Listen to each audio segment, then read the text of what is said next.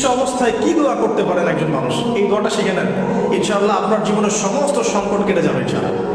আমি নিজেও দোয়াটা বেশি বেশি করার চেষ্টা করি। দোয়াটা হচ্ছে, মুসা আলাইহিস সালাম একটা গাছের নিচে হেলান দিয়ে বসলেন, বসে দেখলেন দুইজন মেয়ে দাঁড়িয়ে আছে দূরে, পানি নিতে পারছে না, লোকজন পানি নিয়ে যাচ্ছে, ওরা দাঁড়িয়ে আছে বেচারি। মুসা আলাইহিস সালাম গিয়ে বলবেন, কি সমস্যা আপনাদের?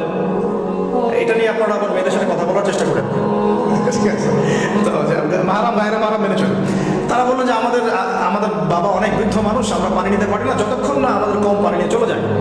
মুসা আলাইহিস সালাম তবে একটু বললাম না, ফিজিক্যালি খুব স্ট্রং ছিলেন, থাকে না বডি বিল্ডার, সামনে গিয়ে কথা বলে সরো পানি দিতে দাও, তখন মানুষ একটু মূল্যায়ন করে না।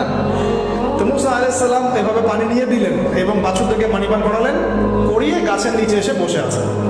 বসে বসে তিনি দোয়া করছেন, এই যে দোয়াটা তিনি দোয়া করছেন, রব্বি, একটা নেক কাজ করলেন, নেক কাজ করলেন না, মানুষের উপকার করলেন, নেক কাজ করে এসে গাছের নিচে বসে দোয়া করছে, আল্লাহ এখানে তো আমার খাবার পানি বাসস্থান কিছুই নাই, আমি কি করব?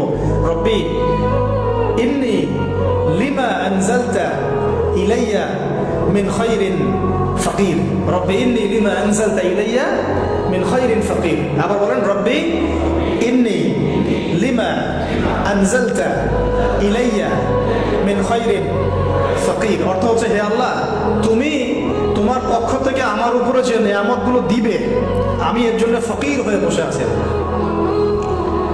অর্থ বুঝে পড়বেন ভাই, নামাজ রোজা হজ জাকাত যাই করেন আল্লাহর রাস্তায় অর্থ বুঝে, অর্থ বুঝে পড়লে আপনার ইবাদতের স্বাদ পাবেন, তৃপ্তি পাবেন, আল্লাহর সাথে কানেকশন হবে, আল্লাহর নূর পাবেন, মারিফত পাবেন, সত্য স্বপ্নও দেখবেন তখন ইনশাআল্লাহ।